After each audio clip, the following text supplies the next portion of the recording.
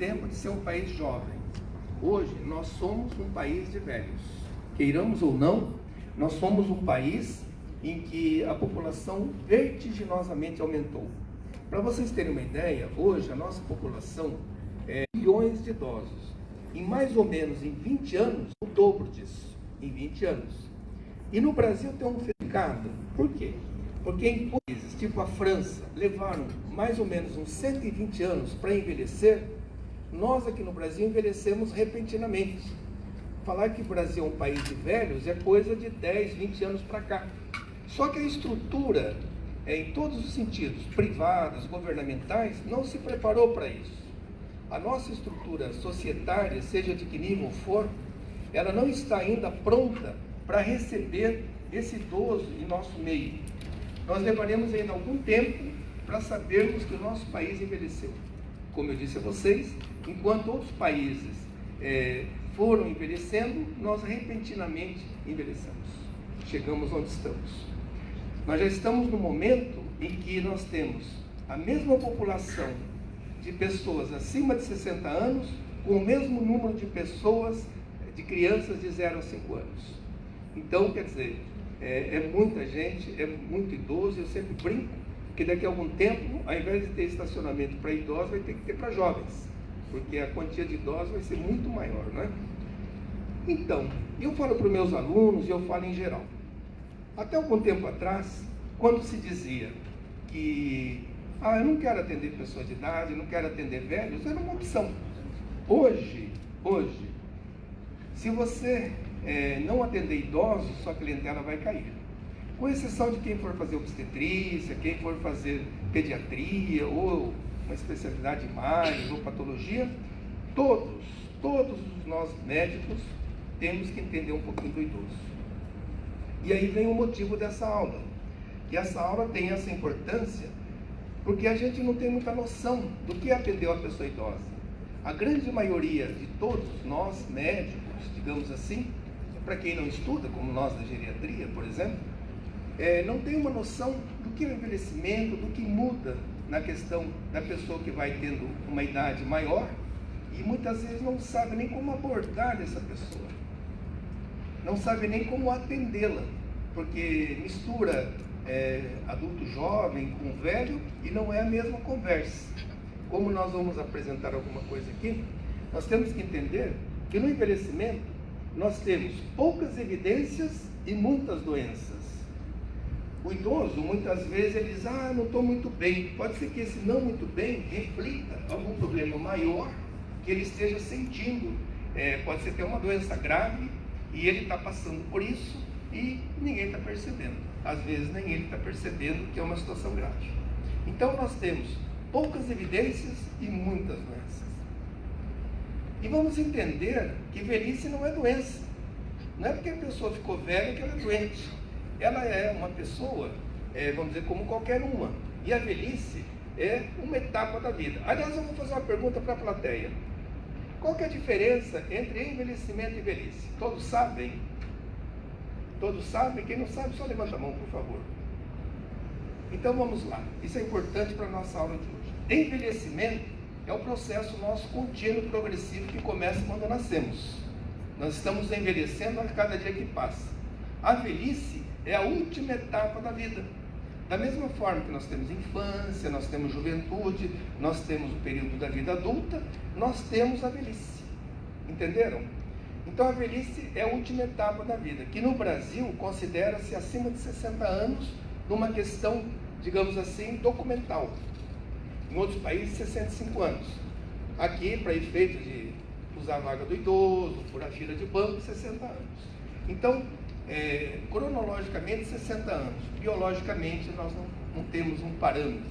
Quanto mais se manter mais jovem, melhor, não é? Então, nós temos a velhice e envelhecimento. Entender que essa última etapa da vida não é doença.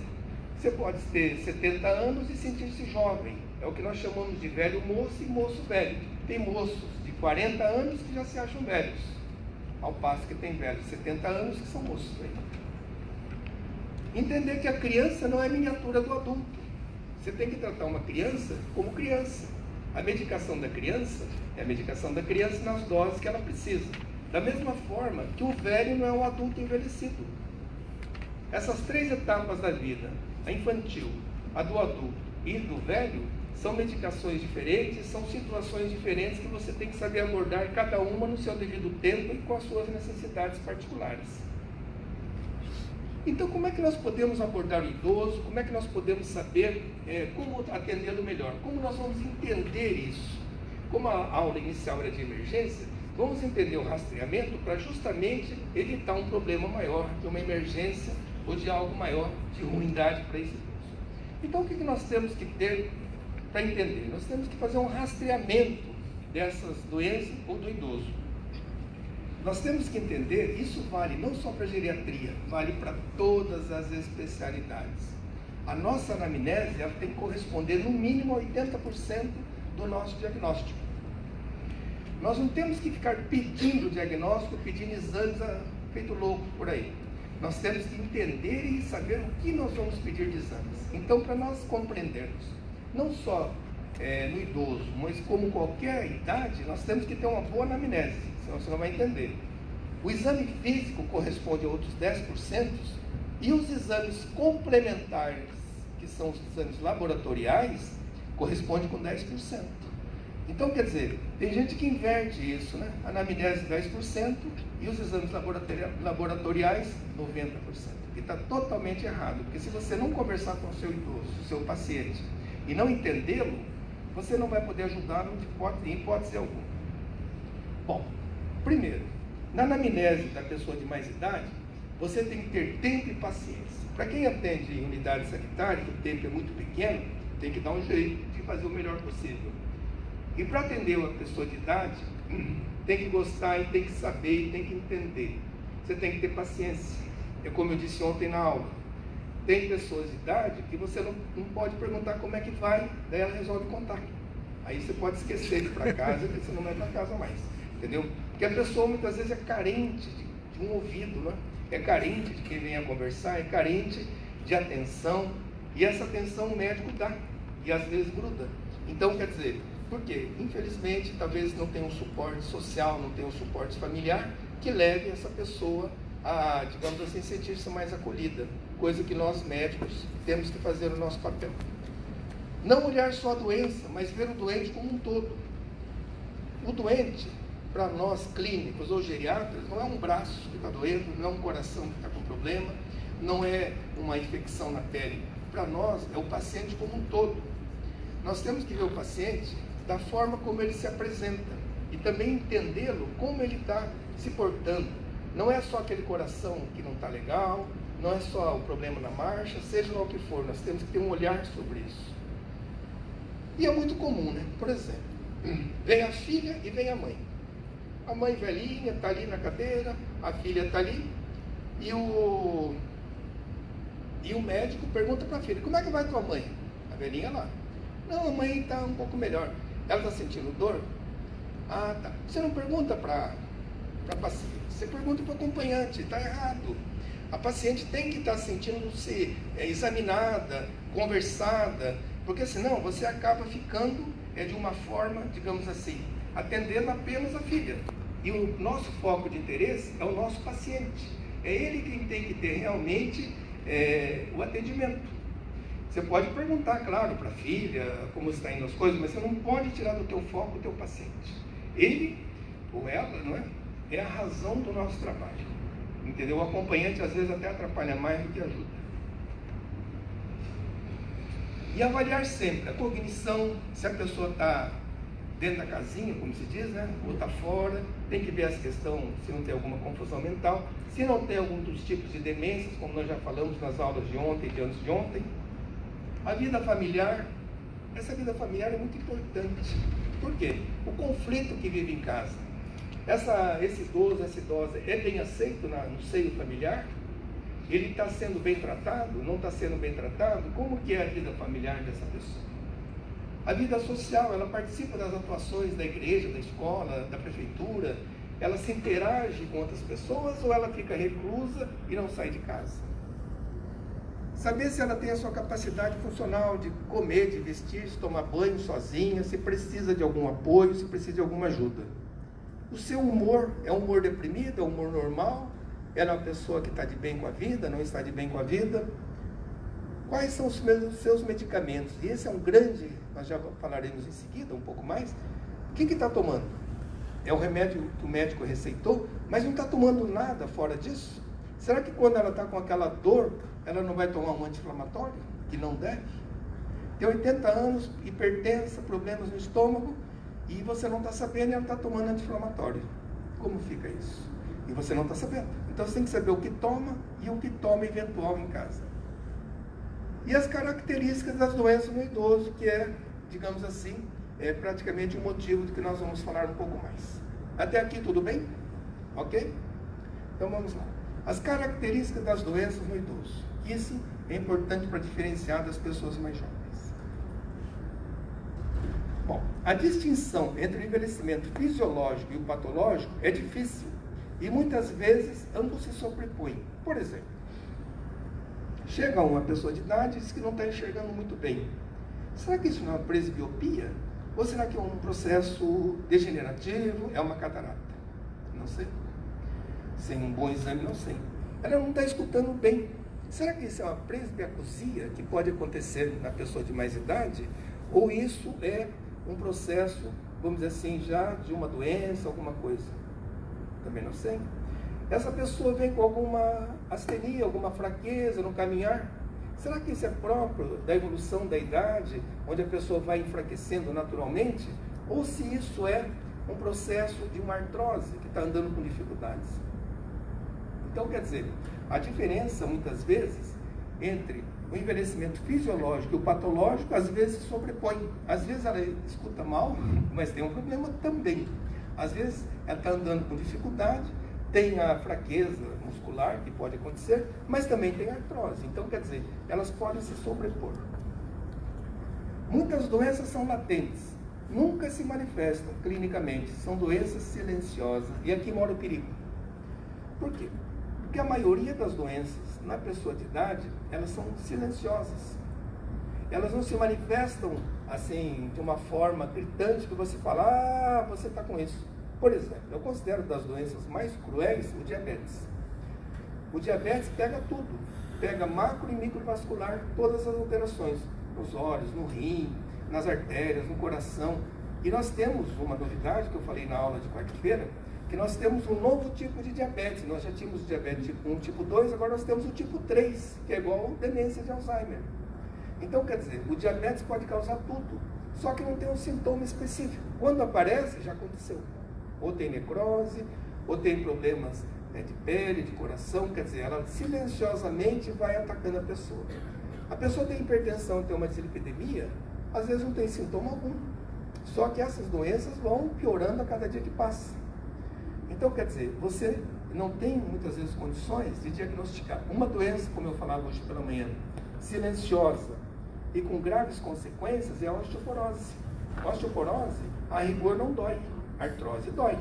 A osteoporose, a rigor, não dói. Só dói se quebra. Aí já aconteceu. Então, quer dizer, muitas vezes a pessoa tem essa doença e isso vai se arrastando e só vai trazendo prejuízo para essa pessoa que está cometida de qualquer uma delas. E aqui tem uma diferença muito grande entre a pediatria e a geriatria. A pediatria, por exemplo, uma criança chora, pode não falar, mas chora, apresenta exantema. Às vezes o diagnóstico é mais simples. Não estou menosprezando os nossos colegas pediatras, mas digo assim, às vezes tem uma manifestação maior das doenças. No idoso, pelo contrário, é como se fosse um iceberg. Você tem uma pontinha que diz, ah, não estou muito bem, não sei o que. Você começa a investigar, você acha uma enormidade de situações. Às vezes você tem que atender mais de uma área. É aqueles casos, que não está correto também, que chega o paciente no seu consultório tomando 15, 16 produtos diferentes. Eu tenho um caso que eu apresento, na questão de iatrogenia, que vem um paciente, uma senhora, tomando 32 medicamentos diferentes. Então, quer dizer, isso é uma coisa que o médico tem que ter muito cuidado, saber o que está tomando, querer cobrir tudo. Às vezes não é por aí. A manifestação das doenças pode ser escassas ou atípica, tornando o diagnóstico difícil. Isso entra na questão, por exemplo, das doenças que nós falávamos silenciosas. E vamos entender mais uma coisa. O paciente idoso, tudo que nós aprendemos nos compêndios, tratados de clínica médica, às vezes no idoso muda alguma coisa. Aquilo, sinais e sintomas, daquele jeito. No idoso, às vezes é diferente. Então, nem sempre aquelas manifestações que nós estudamos exatamente no Cécio da Vida, Harrison, seja o que for livro que a gente usou, aqui na geriatria, às vezes as coisas mudam um pouco. Múltiplas doenças no mesmo período. Há não chega a ser uma lei, nem é por aí, mas vamos dizer que fala-se isso mais ou menos. Aos 60 anos, nós temos 6 doenças em potencial. Seria 1/10 da nossa idade, aproximadamente. Por quê? Aos 60 anos você tem dislipidemia, você tem osteoporose, você tem artrose, você pode ter cálculo em vesícula, você pode ter outras tantas coisas, já tem problema ocular, problema de acusia, essa coisa toda, né? Então, nós temos múltiplas doenças no mesmo período. Aí volta esse assunto que eu falei. Quando o médico quer medicalizar tudo, sabe? E não é bem assim. Às vezes temos que ter muito cuidado com as interações medicamentosas. Isso é um problema muito sério, principalmente no idoso. Facilidade de apresentar complicações não relacionadas com a doença atual. O que quer dizer isso? Então, vamos dar um exemplo. O paciente, por exemplo, tem uma doença e acaba morrendo por outra. Vou citar a osteoporose que me ocorreu agora.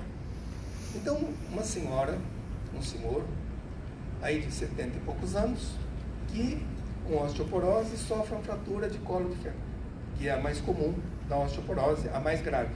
20% de mortalidade no primeiro ano e incapacidade muitas vezes para o resto da vida. Então, sofreu aquela fratura e vai ser internado. O problema maior era a osteoporose e a fratura. Chegando no hospital, é submetida a uma cirurgia.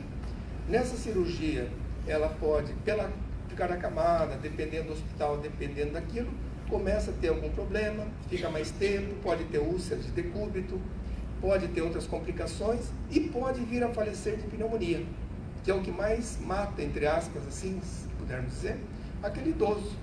Quer dizer, ele entrou por uma questão, acabou morrendo por outra. E assim em outras circunstâncias. Por quê?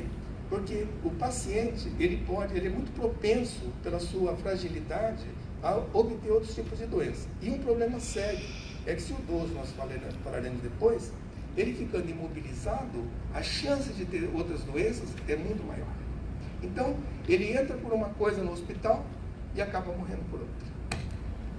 Facilidade de apresentar distúrbios hidroeletrolíticos com desequilíbrio da homeostase, trazendo riscos para a vida. Nós temos que lembrar uma coisa muito séria. O idoso é um desidratado crônico. O idoso é um desidratado crônico. Se vocês têm pacientes idosos, ou mesmo avós ou mães de vocês, reparem que não procura muito água. Muitos idosos tomam água quando tomam remédio. No dia a dia, eles têm que forçar a tomar água. E a água é fundamental. Eu sempre brinco que a água é a fonte da juventude. Para quem toma água, a sua qualidade de vida em todos os sentidos, seja renal, seja digestivo, digestório, seja intestinal, funciona muito bem. E para isso, o idoso tem, ao longo da sua vida, certas atrofias que vão piorando na velhice. Uma delas, marcantes, é a atrofia do hipotálamo. E no hipotálamo nós temos o centro da sede e o centro da fome, que são atrofiados. Com essa atrofia, diminui a fome e diminui a vontade de tomar água. E por isso ele não procura, mas ele precisa. Embora possa estar atrofiado seu centro de fome ou de sede, mas ele precisa viver, precisa comer, precisa se hidratar. Então imagine um idoso que já é debilitado em termos hidroeletrolíticos. Aí ele tem um processo de uma diarreia, de vômitos, uma gastroenterite de uma maneira geral, ou ele tem uma sudorese intensa, lugar quente, ele não põe esse líquido para dentro, mas está perdendo um pouco que tem. Então isso pode levar a um desequilíbrio muito grande e vai entrar naquilo que a professora falou há pouco, numa das condições também de delirium, que também é uma das causas de fazer justamente um processo como este.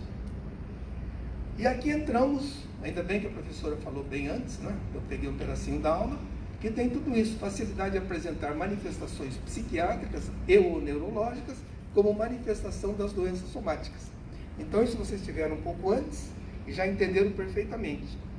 Eu só queria dizer da minha experiência, se a professora permite, que é o seguinte: muitos de vocês que trabalham em pronto-socorro vão receber o paciente em delírio 1, que, por exemplo, estava bem, relativamente bem, aí a família percebe que ele começou a ficar confuso, que ele começou a ficar falando coisas que não devia, se achando perdido, e a família corre levar para o hospital. Chegando no hospital, eu oriento meus alunos a fazer o seguinte: examinem, é história recente, demência raramente é tão recente assim. Esse delírio 1, eu peço a eles o seguinte: inicialmente, peço um exame de sangue, um hemograma, uma VHS, um parcial de urina e um raio-x de tórax. Eu acho que inicialmente eu ficaria satisfeito com esses poucos exames de momento. Muitas vezes a infecção urinária, que é muito comum, ou uma pneumonia, leva a um estado desse. E você diagnosticando ali, tratando corretamente, esse paciente pode voltar a ficar naturalmente bom. Claro, não é só isso, mas é muito comum esses dois tipos de infecção na pessoa de mais idade. Não melhorando isso, você vai para tudo aquilo que ela falou. Mas enfim, mas essas questões, por exemplo, se você procure ter uma certa economia, vamos dizer assim, naquele paciente que chegou, e se já tem história disso ou não tem. E aqui nós entramos num drama muito grande, quando o paciente é demenciado e ele se agita. Ele estava relativamente compensado e começa a ter agitação. Aí a coisa fica difícil também, porque você vai ter que investigar em todos os sentidos. Mas sempre vejam uma infecção urinária, vejam sempre uma infecção pulmonar. Muitas vezes está por trás de todo esse quadro. Está tudo bem até aqui? Estão acompanhando? Bom, as doenças crônicas predominam e nem sempre permitem uma recuperação completa.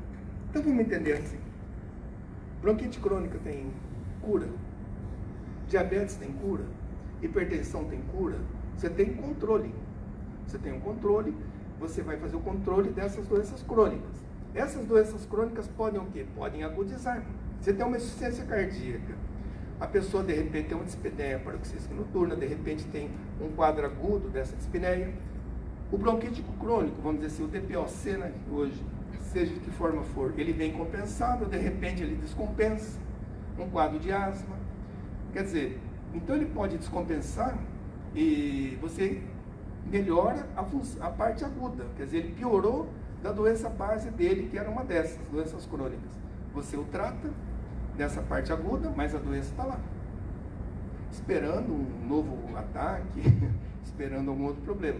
Mas enfim, a doença crônica é doença crônica, o nome já diz, sujeita a agudizar de vez em quando. Certo até agora?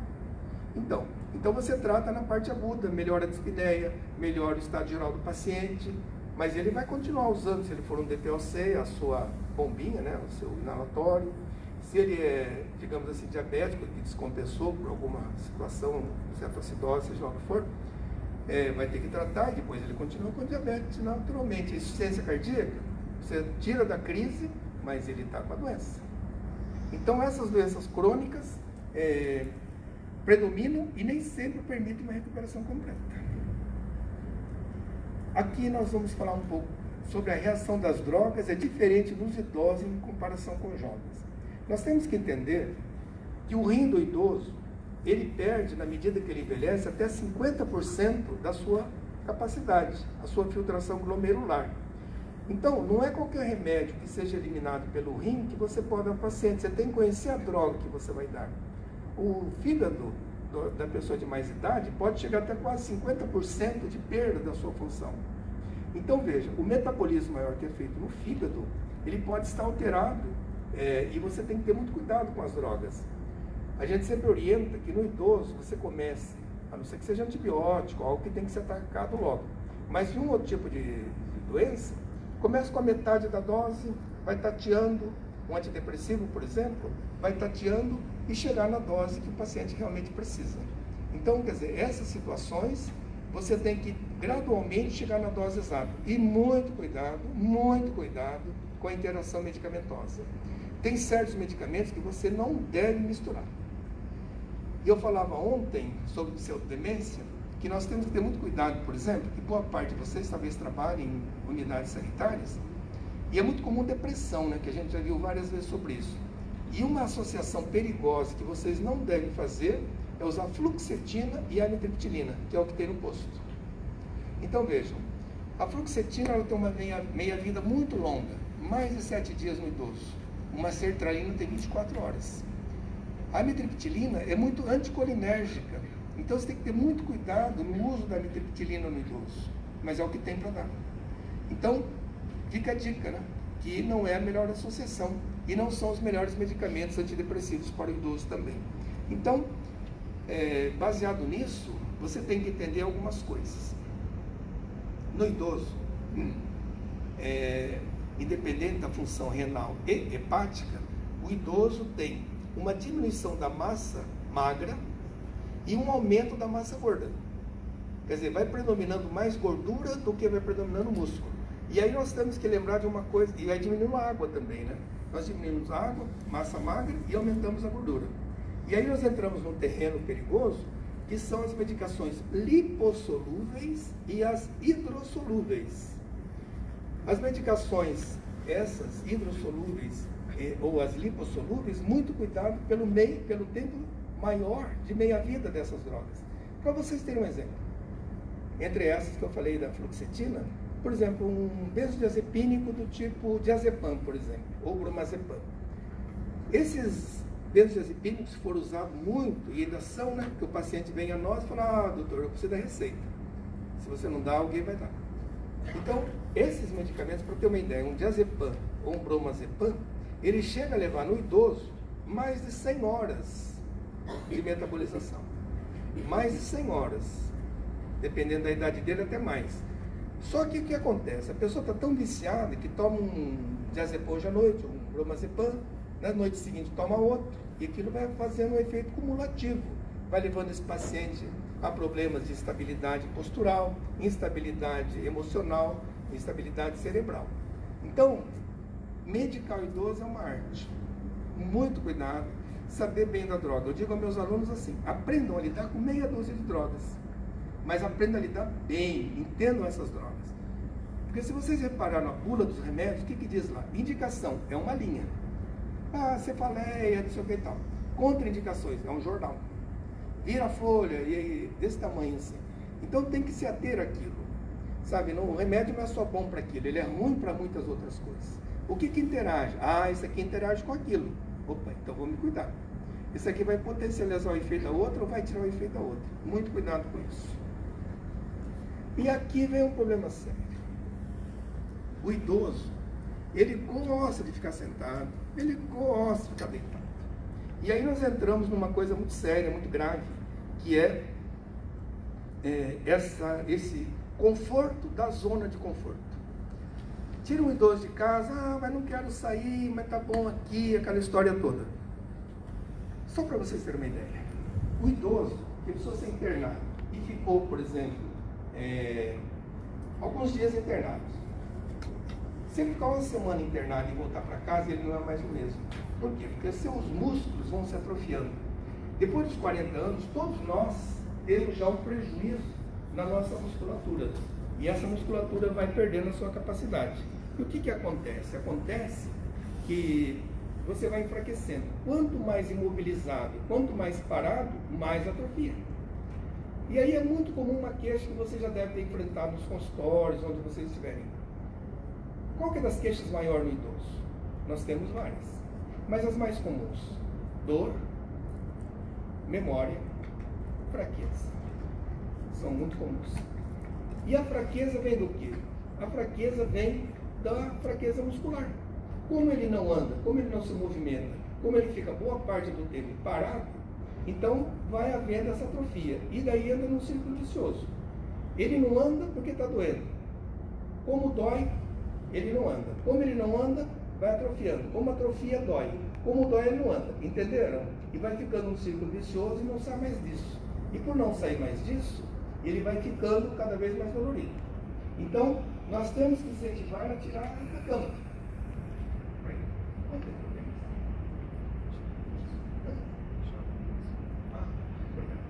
Então, quer dizer, ele tem esse... nós temos que quebrar esse círculo, nós temos que quebrar essa situação para fazê-lo andar, caminhar, fazer tudo que ele tem que fazer. Bom, o tratamento e o prognóstico dependem não somente do lado médico, mas também do ambiente familiar e social.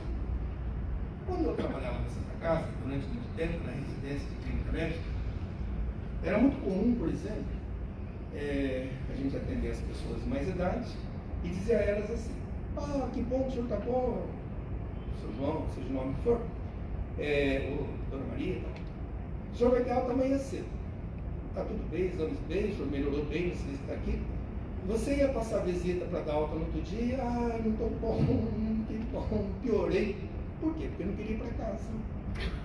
Ali no hospital, ele era atendido por médicos, enfermeiros, estudantes, residentes, então ele se sentia acolhido. Na casa dele, ele não ia ter comida, ele não ia ter aquela atenção. Então, quer dizer, muitas vezes era difícil até de tirar o paciente, porque o ambiente da casa dele era péssimo. Quer dizer, ele não fazia questão de ir embora. Então, quer dizer, se o meio que ele vive, familiar e social, não é receptivo e ele não se sente bem, a melhora dele vai ser muito pouca. Porque ele tem um problema sério, muitas vezes depressivo também, entre tantas outras coisas. Se ele está na casa dele, ele está pior.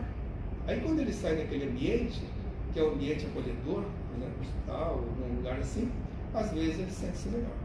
Então o que eu quero explicar com isso é o seguinte: que se o ambiente familiar não for favorável, essa pessoa não se sente feliz lá.